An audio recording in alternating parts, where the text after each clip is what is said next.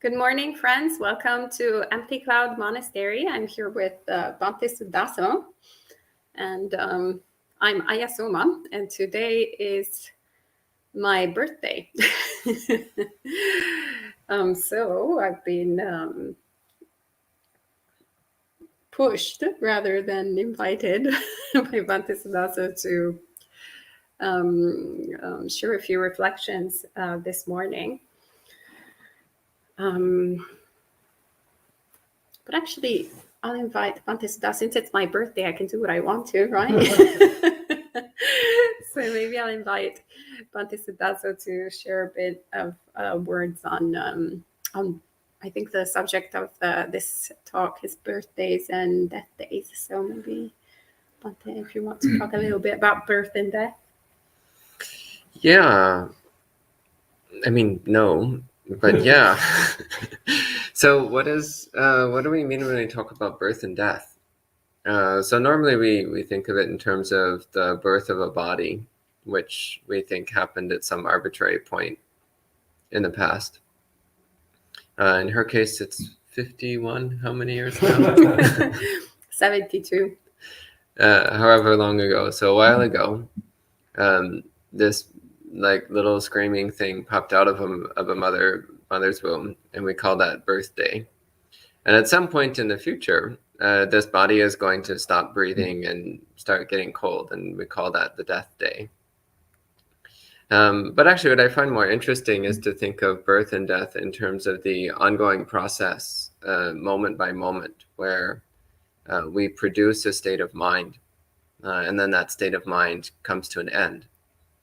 So we're constantly producing experiences every moment. Or experiences are appearing every moment. And those experiences all immediately disappear. So there's birth and death in every moment. And this is what I find much more interesting, because I don't remember my birth. And I can only speculate about death. But the appearance and disappearance of mind moments is something that can be observed all the time, constantly. So we place what to me seems like an inordinate amount of importance on two particular moments, one that we can't remember and the other that we can't predict, when actually we have the birth and death of mind moments happening all the time, constantly, millions of times a day. And that's something much more interesting to observe. So the question is, why do we put so much importance on birthdays, and why do we put so much importance on death days? So maybe Ayya Soma, if you'd like to pick up the thread, say a few things. Thank you, Bhante. Yes, as actually Bhante was mentioning, how we relate to births and deaths in general. And actually what comes to mind is our friend Kam was sharing a while back how in his home country in Laos, if I remember correctly, they, whenever there is an occasion when someone is born, they call that the death house. I'm going to the death house. And then whenever there is a funeral, they call it the birth house, etc. So it's actually quite interesting that it's kind of like flipped, rather than, having that sort of idea that one is being born in the moment where we conventionally, talk about birth. There is actually the sense that, you've actually come back again. In fact, my favorite birthday card that I have received this year has been from my good friends Ajahn Kavino and Tan Nisabo, and it says, "Well, we're very happy that you were born, but please don't do it again."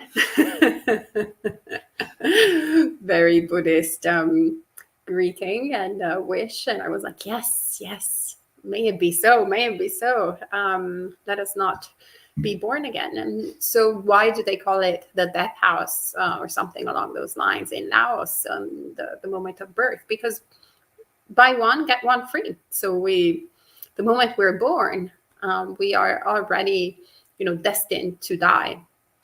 And so that's very important to understand it. And there is a type of death, though, that we actually praise in Buddhism. And there's also a type of birth that we do praise in Buddhism. And we praise the death of greed, hatred, and delusion. So that is very important to remember. And we praise the birth of wholesome mind states, of unconditional happiness in the mind. So that is something to celebrate rather than, just this kind of chunk of meat, chunk of defilements that are being born over and over again. And it's good to see you all, friends. You're all very kind. Hello to Jay Kala, Bhavani, Anagarika Sarana. Nice to meet you. Hello, Jayanta, John, Naval, and all the other friends who are saying hi. Good to see you. Yeah, and also another thing to keep in mind, by the way, is that we talk about birthdays as though we say, like, I was born on such and such a day. But actually, that's not a true statement. What's true is that this body transitioned from the inside of the mother's womb to the outside of the mother's womb on a particular day. So yeah, it's a moment of transition, but is that the coming into being of a sentient being? Or it's just physical matter moving from one place to another. And so we identify strongly with this body, and therefore we make a big deal about what happens with this body. But it's really missing the point. It's missing what's more important, which is what are we doing with our mind?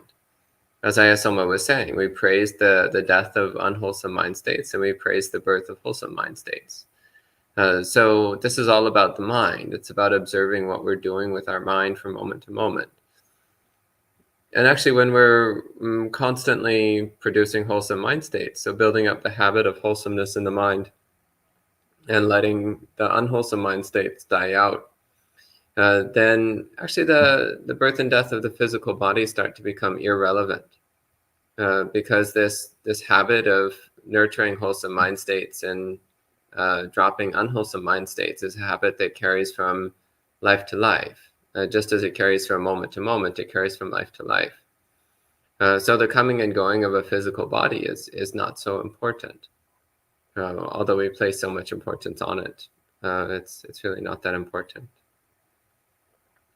Thank you, Bhante. And Jaikala says, I see Paticca Samuppada as a principle not occurring across lifetimes, nor necessarily moment to moment, but as a present structural principle of simultaneous dependence, including birth and death. I don't think I quite understand this. Simultaneous dependence, I think, in that all the parts of dependent origination are mutually related, maybe? I'm just guessing here. Well, honestly, I think that Paticca Samuppada functions on all scales. This is how my preceptor explains it, Ajahn Pasano, that Paticca Samuppada can be seen on every scale. So from the moment model, like moment to moment, or actually in each individual moment, in a single moment, you can see the mutual dependence, mutual relationship of all aspects of Paticca Samuppada. But it also functions on larger scales, day to day, year to year, life to life. So it's something which you can see the functioning of conditional arising at every scale of existence, every scale of experience, from the individual moment all the way up to multiple lifetimes. Yeah, what also comes to mind is actually when we were in Italy at a certain point, we went to my mom's hometown, where my grandparents used to live up until they died. And I hadn't been there in quite some time. And so in Italy, everything kind of stays the same for quite a long time. So I went to the village, and actually pretty much everything was like so kind of the same that it just felt like it was kind of permanent. I had that delusion of permanence in that moment.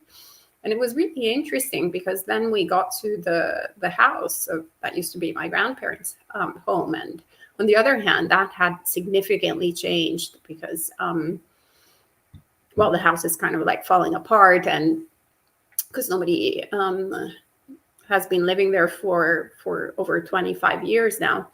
And then there used to be this like big plant, and the plant was cut, so there's not a vine anymore, etc. So there was like a big impact in terms of like, wow, something has died, which of course I knew that my grandparents had died. It was quite a long time ago, and it was actually a big big sad moment in my life back in the day. My first experience of death has been actually with my grandparents. And it was not only the death of, I remember actually when I was an adolescent and they died, I remember going like, wow, this, not only the person has died, but something inside of me has died. And so it was interesting to see this,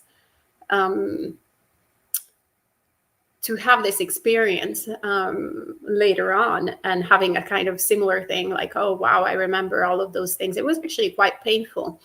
And then I was contemplating with it. Bhakti Sudaso has seen all this process, because it was actually a very emotional time during the trip for me. But realizing actually how, we tend to think of things in such a solid sort of and like big way, like, okay, there's this person and this person now exists, and then when they die they don't exist anymore, and everything kind of like is eliminated. But in reality, there are so many different actions that are for example done in every single moment that have consequences. And so in this state of like interdependence, then I actually started analyzing my experience, and those memories were also so fresh of actions in the past that my grandparents did, and how I acted also based on those actions that my grandparents did, and how those actions combined created the results that were present currently in my mind right now. So I was thinking, wow, it's actually so interesting. It's a different way of thinking about birth and death, in a way, like actually there's kind of been perhaps a death and a birth a long time ago in my mind, but actually there's lots of births and deaths that have happened that were in consequence of that, and certain actions, certain consequences, certain parts of like my grandparents say that are still alive and well within within my mind, and that are currently presently here, so that they have not died.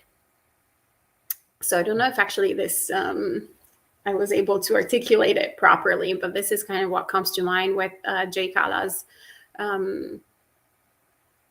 sort of comment. Yeah. So and it's more that what we talk about as a person is a collection of individual phenomena, some physical but mostly mental. So those individual components are not what defines a person or what makes a person. And those individual components can shift and change and migrate from place to place and person to person, and can be copied and pasted. So whenever you meet someone, some part of them gets imprinted on you, and some part of you gets imprinted on them. And so there can be this shift and change. In a sense, you can say nothing ever really dies. It just transforms. It shifts location. It shifts shape. It's always in this process of transformation and alteration. But it doesn't necessarily cease to exist. So this also is a really important point in the Kachanagota Sutta, where the Buddha says you can't really speak of anything in terms of absolutely existing or absolutely not existing, but rather you can talk about the conditional relationship between things. And there's an interesting question here from Anagarika Sarana. So it's actually two somewhat related questions. One is, what is a Gandhabba? And the other is, does a lifetime begin at the moment of conception? So I'm going to start with the second one here. So the short answer is we don't know, because it's not actually clearly stated anywhere in the suttas, or in the Vinaya for that matter. So the Buddhist scriptures do not explicitly state at what point an embryo or a fetus becomes a sentient being. So it's all guesswork. And actually, the oldest guess that we have comes from the commentaries. According to the commentaries, it begins at 6 months. So 6 months from conception. But that's the commentaries. So the commentaries are not reliable. They're apocryphal. But it's interesting that that's the oldest attempt we have in a Buddhist text to pin down the moment of sentience. So the question about a Gandhabba, I assume this is related to this one peculiar sutta, which is hotly debated about just what the heck it means, where the Buddha is talking about the process of the coming into being of a being. And he says that when the mother is in season and the father is in season, which presumably means that they're both fertile, and a Gandhabba is present, then it's possible for a being to be born. So the question is what is a Gandhabba in this case? So Gandhabba usually refers to a category of devas, so a category of angels or celestial spirits. And Gandhabbas are normally associated with either with music or with fragrance.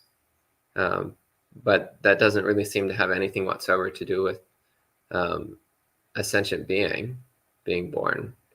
So one running theory is that Gandhabba in that context has a different meaning, that it means a being seeking rebirth. It means the consciousness or karmic residue would probably be a better word here. The karmic residue of a sentient being, which is in the process of being reborn. But this is speculation. Again, it's one of those suttas where you ask 10 different monks and you'll get 10 different opinions about what it means. Do you have any thoughts on this? I was thinking a little bit, actually, lately, given the current events here in the United States, about the lifetime beginning at the moment of conception within the Buddhist teachings. And it occurred to me that actually, in the precept of not killing, it's never mentioned. So it's actually quite interesting how, that's, we're quite thorough in Buddhism, like, in terms of protecting life. And the Buddha is quite clear in terms of specifying essentially what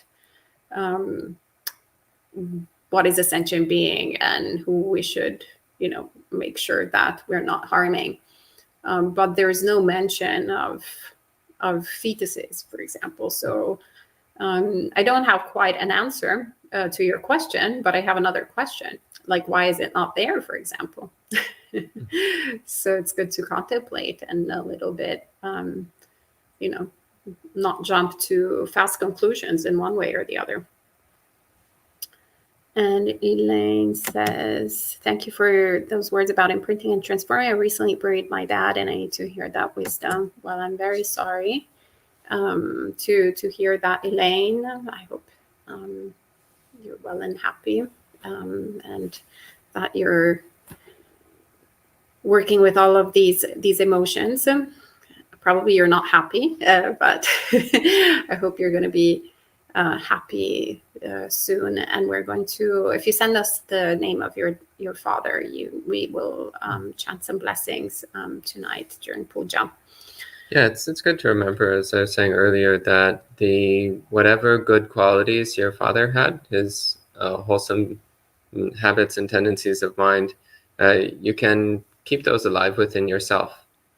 So whatever the best things you learned from your father, the most praiseworthy traits, keep them alive within yourself, because that's what's really important. And when somebody has passed away, well, what we do is we wish them well. We wish them a positive rebirth, good conditions in their next life. So wishing the best for them wherever they go, wherever they wind up. Yeah, and it's really important to recollect that goodness that we have received, and to actually really recollect the impact that actions can have. And that's basically the teachings of Karma, that essentially every action has a consequence. And we tend to, maybe relate to karma in sometimes a difficult way, or only in certain times of our lives when things aren't going too well, perhaps. But actually, it's important to think about it in every single moment, and actually get, as Bante was saying, like recollect, for example, the beautiful inheritance that we've had. We are very much present about I received whatever, this house, or this like dish set, or I received this kind of thing, from my relatives who have passed away. So like the material wealth, we are very much aware, like there is systems within our society that track all of that material wealth, and how do you call it, wills, and all of those things. But when it comes to actually what really matters, which is the sort of non-material wealth that we have received from the loved ones, it's actually very important to recollect that, and to protect that, and to share it also, to give that inheritance to others as well, and to understand the implication of that every action can have on ourselves and other sentient beings around us. When I was in Ravello, in the town of my grandparents, I was recollecting all of the actions that they had made, the beautiful actions that they had made. At the very beginning, I was relating to it with a lot of nostalgia and sadness, because that was not available to me in that moment. The action, like being, in interacting with my grandparents in that moment. But then I was like, wow, actually, all of the consequences of those actions created also this result that I'm experiencing right now. So the ability, for example, to have a taste for the Dhamma also comes from the actions that my parents, grandparents, and parents actually have both done. So treasuring that, recollecting that, and being grateful, and sharing the merit also with our grandparents and parents and whoever has helped us along our path. And Jay Kala has a question. Jay Kala says, do you think in the West and non-Buddhist countries where people don't dedicate merit, there is more suffering and less possibility for beings in the lower realms, such as Petas and Yakas? Yeah, probably. I don't think so, actually, because I would say when we were in Italy, for example, there is the same, actually, I realized. It's kind of funny because it never occurred to me when I was living there, or it occurred to me up until going there. There's actually the same exact practice of sharing the merit with the departed. As a matter of fact, we have a Catholic man who had just lost his niece, who came up to us, offered us a meal, and he was not Buddhist. It was the first time that he had met any Buddhist monastics, and he said, "Can you please share the merit with my niece who is departed?" So, yeah, maybe the wording, he didn't exactly say merit, sharing the merit. He said more like something along praying. But what does praying mean there? And why did he make an offering in her memory, right? So actually, I think it's more when we become very materialistic and atheist, and or whatever along those lines, where we start just focusing too much on the kind of body, on this chunk of meat, that then we stop then sharing the merit or making any acts of caring for the departed. That maybe this could be a sort of risky possibility. And Jay Kala, I think you answered this. Jay Kala also said, could Christian prayers and things for the dead do the same thing as dedicating merit? I believe so. Yeah. So that's the last question from online. But actually, there's J.K. was also sharing that. So this is on the topic of the word Gandhabba. It's related to the word for centaur. Could be akin to the idea of a stork, but in a different cultural context. That's possible. Again, it's speculation. So this is one of the challenges about that particular sutta, is that we really just don't know how to correctly interpret it. It's one of these little oddities in the suttas where word and language seems to be being used in a way which is not familiar to us. So it might be an allegory which would have been recognizable to the audience at the time, but which is lost to us now. Actually, I can think of a lot of modern English idioms that, if taken literally without understanding the context, they just make no sense at all. So if we record these idioms and then 1,000 years from now somebody reads them without understanding the context, it would just make no sense. So yeah, it's possible. It's possible that there's a cultural context to the idea of the Gandhabba being present at birth, but yeah, we don't know. It's all speculation at this point. All right. Well, unless some more comments or questions come up, I think that might be all for this morning.